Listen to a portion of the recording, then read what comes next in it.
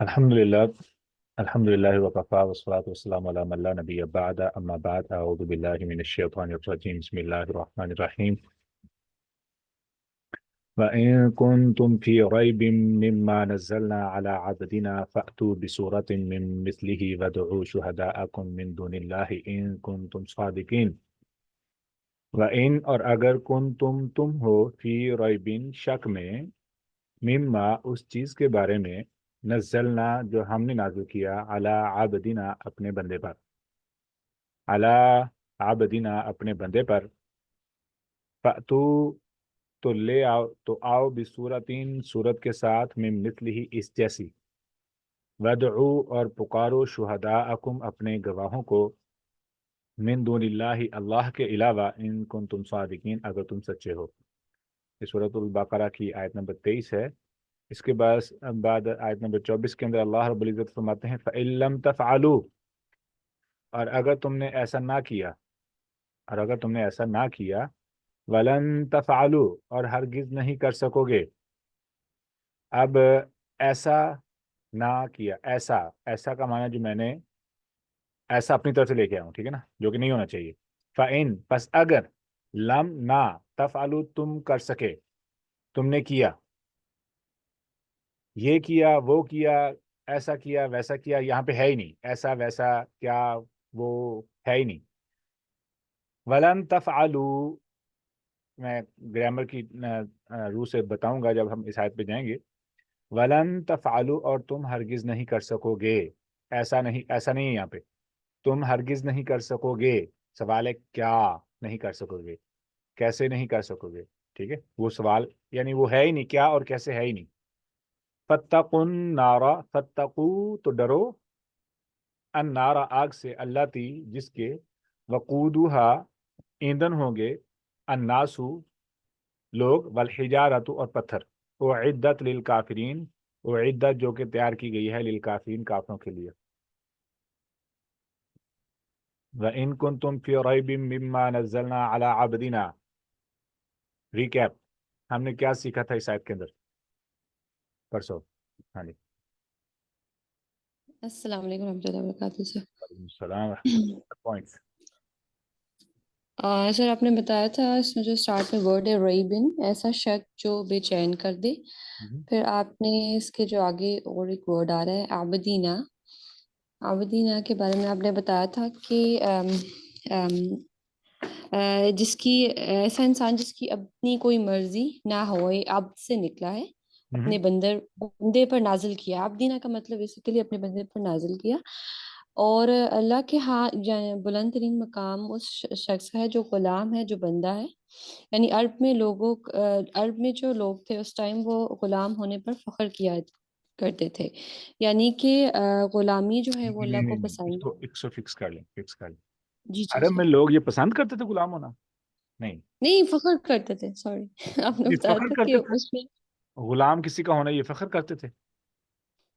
اب تو ٹرم یہ خراب کر دی گئی ہے نا. نہیں. یہ وہ جو اپنے پوائنٹ تھا پوائنٹ. وہ یہ تھا جی کہ جی رسول اللہ صلی اللہ علیہ وسلم کا غلام ہونا، یعنی کچھ لوگ ایسے بھی ہوتے تھے جو بہت زیادہ مخلص ہوتے تھے. نہیں تو غلامی کوئی اچھی چیز نہیں ہے، ٹھیک ہے.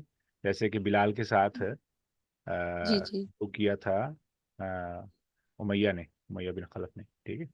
ہاں جی. جی.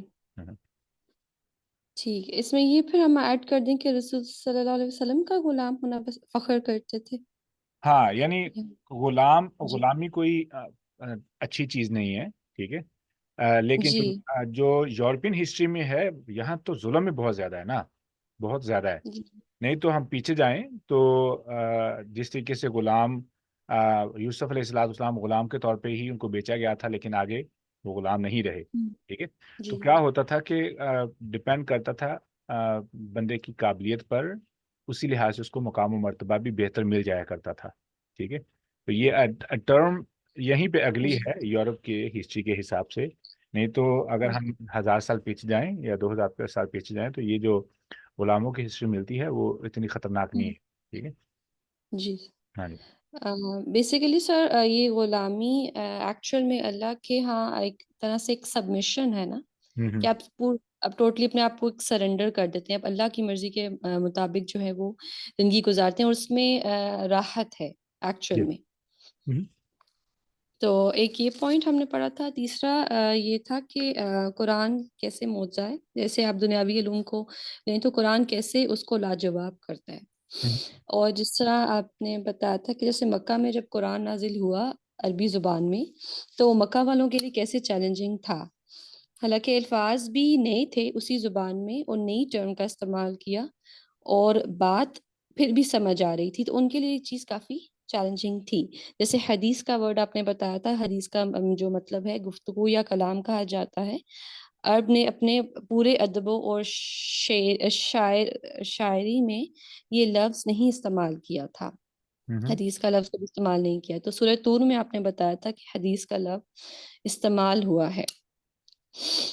اور ایک یہ اور جو آپ آپ نے نے، پوائنٹ بتایا نا، دیٹس اے گڈ جی پوائنٹ. جی، اس کو تھوڑا سا یس، ریفریز اس طریقے سے کر لیں کہ قرآن پاک، قرآن مجید جو ہے وہ عرب لوگوں کے لیے چیلنج اس لیے تھا کہ اللہ رب العزت نے عربی دانوں کو وَإِن كُنتُمْ فِي رَيْبٍ کے لحاظ سے چیلنج نہیں کیا. یعنی ایک دائی جو ہے، دعوت دینے والا دائی جو ہے، کیا وہ اپنے کلام کو، اپنی دعوت کو پیش کرنے کے بعد اگر بندہ انکار کرے تو کیا فوری طور پہ چیلنج کر سکتا ہے؟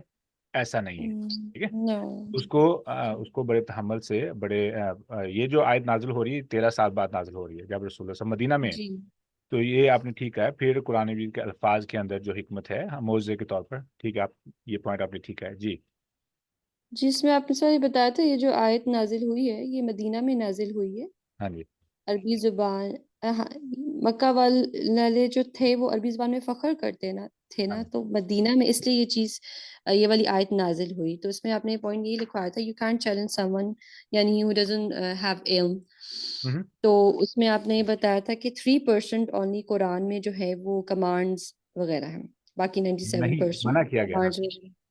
جی، تو ہاں آپ نے جب کسی کو یعنی کہ دعوت کا کام کرنا ہے تو آپ نے پازیٹیو امیج بلڈ کرنا، یہ نہیں آپ نے پہلے کہہ دینا کہ اللہ تمہیں گناہ دے گا یا یہ چیز حرام ہے۔ ماشاء اللہ. اور تیسری بات آپ نے ایمان کے بارے میں بتائی تھی کہ اپنے خیالات اور جذبات کو اللہ کے تابع کر دینا ایمان ہے، اور اپنے ہی جذبات و خیالات کو اپنے نفس کے حوالے کر دینا ایمان نہیں ہے۔ ہوں، ماشاء اللہ. اور اب یہاں پہ جزاکم اللہ خیر جزاک اللہ. کوئی اور حصہ لینا چاہے تو کوئکلی.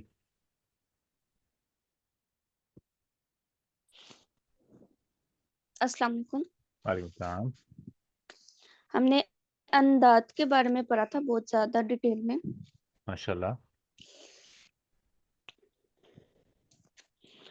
انداز آپ نے بتایا تھا کہ ند کی جمع ہے، جو کہ نادی، منادی، نادیہ سے نکلا ہے. نادیہ اسم فاعل کے وزن پر ہوتا ہے، اور مونس کے لیے نادیاتن پکارنے والی استعمال ہوتا ہے. منادی بھی ندا سے نکلا ہے جس کا مطلب پکار ہوتا ہے، اور اس کا روٹ ورڈ نون دال یا ہوتا ہے. نادیون اس کا مطلب پکارنے والا، ایسی پکار جس کی پکار سنی جائے، بہت توجہ سے سنی جائے، مان لیا جائے، اور فوری مان لیا جائے، فوری عمل کیا جائے. اور اس آیت میں ہم نے پڑھا تھا کہ انداد ہی کیوں استعمال ہوا ہے، شرکا کیوں نہیں استعمال ہوا. تو انداد کی ہم نے کچھ چیزیں پڑھی تھیں کہ دو چیزیں ہوتی ہیں. ایک یہ کہ ایک پکار وہ ہے کہ جو اللہ تعالیٰ کی طرف سے آئے، اور دوسری پکار وہ ہے کہ جو ہم مخلوق کی سنتے ہیں یا اپنی سنتے ہیں. یعنی کہ دو طرح کی پکار ہیں. ایک پکار کے جس میں احساس، ہمدردی، محبت ہو، اللہ تعالیٰ کی پکار ہو، اور دوسری پکار یہ کہ جس میں لالچ، ہوس اور ہرس ہو، اور کچھ بھی اس طرح کی چیز ہو.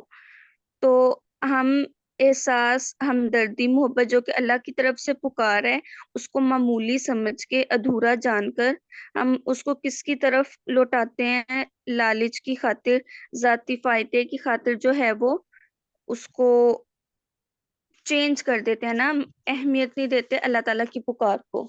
تو ایک طرف تو اللہ تعالیٰ کی پکار ہے کہ جس میں اللہ تعالیٰ احکام دے رہے ہیں، عاجزی کا حکم دے رہے ہیں، انکساری کا، قربانی کا، ریاکاری سے بچنے کا، اور دوسری طرف ہم کیا کر رہے ہیں کہ ہم ہرس حرام کی طرف جا رہے ہیں، لسٹ کی طرف، اور دوسری طرف کہ میرا نام، رتبہ، شہرت، یہ سب چیزیں ہو جائیں، مجھے اپریشیٹ کیا جائے، تو یہ سب وہ چیزیں کہ ہم امداد کر رہے ہیں۔ اور امداد کے بارے میں آپ نے بتایا تھا کہ یہ کوئی فزیکل بت نہیں ہے کہ جس طرح کوئی ہم کہیں کہ کوئی سورج کی پوجا کر رہا ہے یا کوئی بتوں کی، دیوتاؤں کی کر رہا ہے، بلکہ یہ ہمارے انٹرنل خدا ہوتے ہیں جن کو ہم پوج رہے ہوتے ہیں، ہمارا نفس ہوتا ہے ماشاءاللہ، کہ جیسے کہ وہ ایک آئی ڈونٹ نو آیت ہے کہ حدیث کے ہم نے اپنے نفس کو اپنا خدا بنا لی۔ وہ آیت ہے اللہ رب العزت نے فرمایا افرأیت من اتخذ الہہ ہوا، کہ آپ نے اس شخص کو نہیں دیکھا جس نے اپنی خواہش کو ہی اپنا معبود بنا لیا۔ حفظ اللہ ماشاء اللہ فی، اللہ تعالیٰ آپ کو برکت دے، اللہ تعالیٰ آپ کے علم و عمل میں برکت عطا فرمائے، ٹھیک ہے، اور ہمارے اعمال میں خلوص پیدا فرمائے۔ تو آج ہمارے پاس جو اگلا پوائنٹ ہے وَإِن كُنتُمْ فِي رَيْبٍ مِّمَّا نَزَّلْنَا عَلَىٰ عَبْدِنَا، ایک چیلنج ہے۔ چیلنج کیا میں بھی چیلنج دے سکتا ہوں؟ اگر نہیں تو پھر میں دعوت کیسے دوں؟ اگر میں چیلنج نہیں دے سکتا پھر میں دعوت کیسے دوں؟ کیسے میں اپنے پوائنٹ کو سچا ثابت کروں؟ اس کے لیے کچھ آداب ہیں، میں آپ کے ساتھ شیئر کرتا چلوں، ٹھیک ہے، کہ دعوت کیسے دی جائے۔ ہم نے سب سے پہلے لفظ دعوت پہ آنا ہے۔ دعوت، دعوت، دعوت، ہماری اردو زبان میں یہ لفظ کیسے استعمال ہوتا ہے، کس لیے استعمال ہوتا ہے، کوئی بتائے گا؟ جنرلی اردو میں کسی کو اپنے گھر پہ انوائٹ کرنا۔ جزاکم اللہ خیر، آئی نیڈ دیٹ، ٹھیک ہو گیا۔ تو دعوت کا مطلب یہ ہوا کہ کسی کو اپنے گھر بلانا۔ اب سوال یہ ہے کہ کیا آپ کسی ایسے شخص کو گھر پر بلائیں گے جس کے ساتھ جان پہچان ہی نہیں ہے؟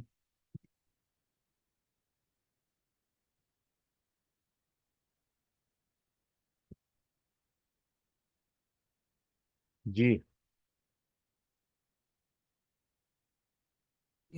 نہیں بلائیں گے۔ کیوں نہیں بلائیں گے؟ رسک ہے، رسک بھی ہے، جان علاوہ دل لگی، جان پہچان جان پہچان نہیں ہے، اور وہ آ بھی جائے گا تو انوائڈ فیل کرے گا۔ کیوں؟ آپ اس کے ساتھ ہنس کے جو ایک انس و محبت ایک رشتے میں ہونی چاہیے، ٹھیک ہے، وہ نہیں ہوگی، خشکی ہوگی وہاں پہ۔ تو آپ کیا کریں گے؟ ایسے شخص کو اس لیے نہیں دعوت دیں گے کہ یہ کیا کرے گا، یہ کیا کریں گی ہمارے گھر میں آ کے، کیوں؟ اس کے لیے اندر اللہ بہت ساری وجوہات ہیں۔ ایک وجہ یہ بھی ہے کہ جیسے میں نے بولا کہ وہ انوئے ہوں گے، آپ انوئے ہوں گے، ٹھیک ہے، اور وہ اگر آپ بھی جائیں گے تو انہیں کچھ پتہ نہیں ہے ہمارے بارے میں، ہمیں ان کے بارے میں پتہ نہیں ہے، تو پتہ نہیں وہ کچھ ایسی چیزیں جو ہمارے آپس میں رشتہ داروں کے اندر نارمل ہیں اور ان کے لیے وہ نارمل نہ ہوں اور وہ اس سے ڈیفرنٹ میننگز لیں، ٹھیک ہے۔ تو کیا ہوتا ہے کہ آپ انجان لوگوں کو گھر میں نہیں بلاتے۔ تو پہلا اصول کیا ہوا دعوت دینے کا؟ جان پہچان ہونا۔ جان پہچان کے علاوہ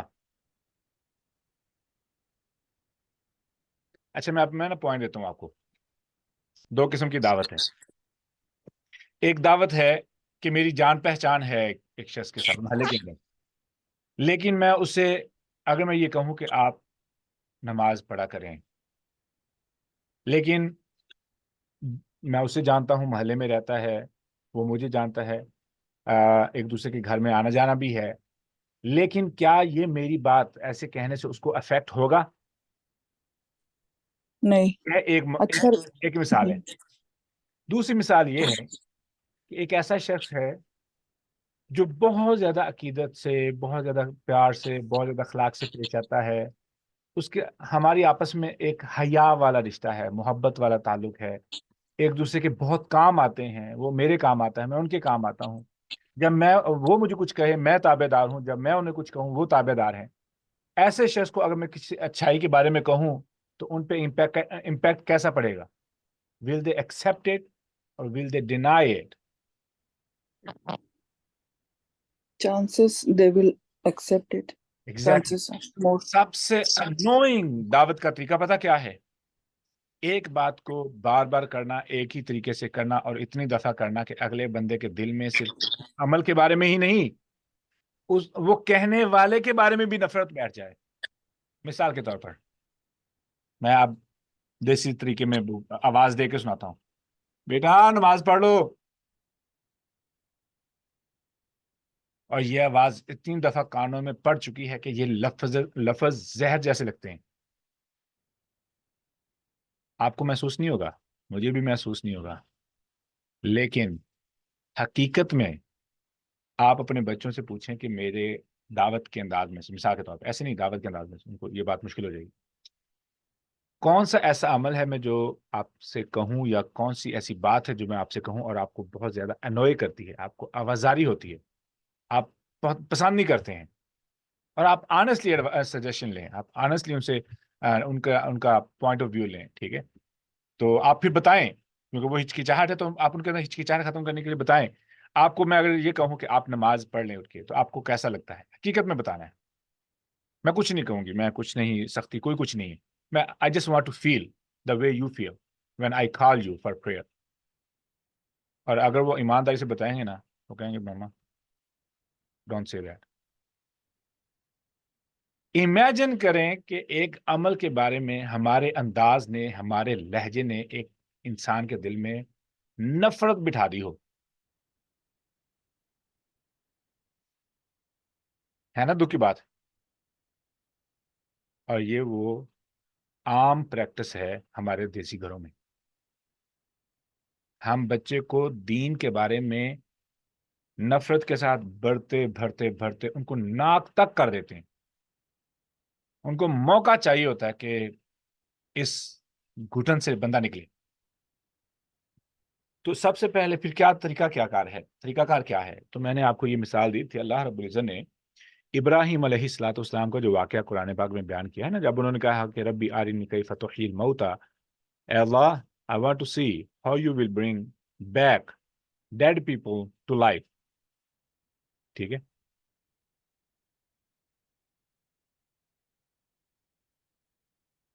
एक मिनट।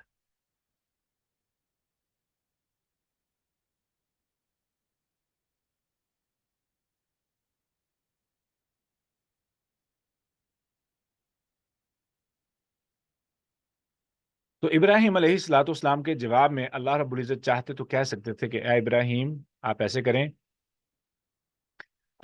सॉरी, आप जहां पे खड़े हैं पता नहीं कितनी मैयतें इसके नीचे दफन होंगी, जिससे कितने जानवर मर चुके और दफन हो चुके होंगे इस एरिया में। आप ऐसे करें, आप 1 मिनट के लिए वेट करें, I show you how I will bring dead back to life. और होता ये कि वहीं से मट्टी में से ही कोई चीज निकलती जो कि अरसों पहले मर चुकी है और वो शक्ल इख्तियार कर जाती। ऐसे, लेकिन नहीं, अल्लाह रब्बुल इज़्ज़त ने एक प्रैक्टिस करके हमें एक सबक सिखाया है। वो क्या है? फरमाया कि खुद अर्बअता मिन अत्तैर, 4 परिंदे ले लें, फसुरहुन्ना इलैक। ये मैंने बहुत तफसील से ये बात समझाई हुई है कि फिर उनको अपने साथ माइल करें। फसुरहुन्ना इलैक, किस तरीके से माइल करें? वो परिंदे आपकी आवाज पहचानते हैं। अब सवाल ये है कि वो परिंदे, आप उनको किसी चीज से मना करते हैं? क्या उनको कर सकते हैं किसी चीज से मना?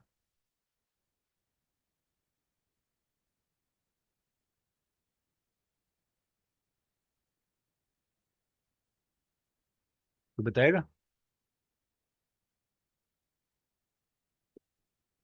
आप परिंदों को कितनी दफा कह सकते हैं कि ये करें ये ना करें?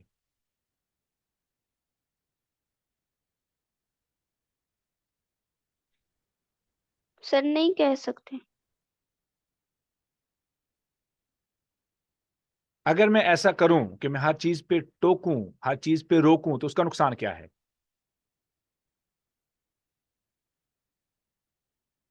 वो एक नेगेटिव इम्पैक्ट डालता है। वो नेगेटिव जो इम्पैक्ट है वो एक बच्चों के अंदर रेजिस्टेंस, रिजेक्शन पैदा करता है। مثال کے طور پر انسانی فطرت ہے کہ حکم پسند نہیں کرتی، انسانی فطرت ہے. انسان نے تو اللہ کے حکم کو بھی ان کو اگنور کر دیا، اللہ رب العزت کے حکم کو، وہ تو پھر انسان ہے. تو پھر مجھے کیا کرنا چاہیے؟ بہترین طریقہ یہ ہے کہ آپ روکنے اور ٹوکنے سے اپنے آپ کو محتاط کریں، روکنے اور ٹوکنے سے اپنے آپ کو محتاط کریں، اور وہ طریقہ اختیار کریں جس میں مثال کے طور پر ایک آپ نے کہنا کہ بیٹا ایسا نہ کرو، بیٹا اگر ایسے کر لے تو بہتر نہیں تھا. آپ جس سے منع کر رہے ہیں وہ جملہ بولنے کی بجائے جو کرنا چاہیے وہ کیوں نہیں بول رہے؟ اگر آپ ایسا نہ کریں کا حکم دینے کی بجائے آپ اس کو ایک جس سے بچانا ہے، مثال کے طور پر ایک بچہ ہے وہ مٹی کھا رہا ہے مثال کے طور پر، اور وہ بات سمجھ سکتا ہے مثال کے طور پر، ٹھیک ہے، مٹی کھا رہا ہے، آپ اسے ہاتھ یا موبائل پہ لگا ہوا ہے کافی دیر سے، کوئی بھی ایسی چیز ہے جو مناسب نہیں، ٹھیک ہے، جو آپ اسے منع کرنا چاہتے ہیں، آپ اس سے پہلے متبادل دے کے کہیں this what you should do. تو ہوتا کیا ہے کہ ہمارا بار بار چیزوں سے منع کرنا، ٹوکنا، روکنا وہ ایک نفرت کا باعث بنتا ہے. اس کے بعد جو اگلا پوائنٹ ہے کہ میں پھر کیا کروں، محبت کس طریقے سے پیدا کروں، ٹھیک ہے. تو سب سے پہلے مثال کے طور پہ بچوں کی کیٹیگری دعوت کے بارے میں ہماری بات ہوئی تھی، ہم نے ان کی تمام قسم کی کیٹیگریز بنا لی تھی. بچوں کی ایجز کے حساب سے آپ پیچھے جائیں، ان مضامین کو سنیں، وہ آئی ڈونٹ ریمبر کی سائٹ کے بارے میں ہماری بات ہوئی تھی، لیکن مکمل ڈیٹیل کے ساتھ بات ہو چکی ہے. اب یہاں پہ جو بات ہے کہ میں کسی دوست کو، کسی سہیلی کو، کو ورکر کو، امپلائی کو، ملازم کو، بہن کو، کسی بھی میچور انسان کو دعوت دینا چاہتا ہوں یا چاہتی ہوں، تو پھر کیا کروں؟